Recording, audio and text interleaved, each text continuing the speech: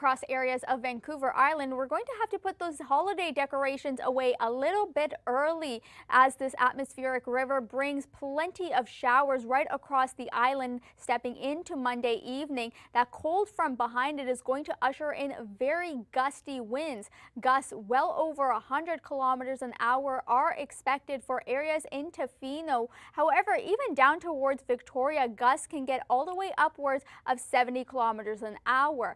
With all of this, the rain totals are looking to be over 100 millimeters as well for the western end of Vancouver Island, but down towards areas of Victoria, those totals are closer to just around 10 to 20 millimeters.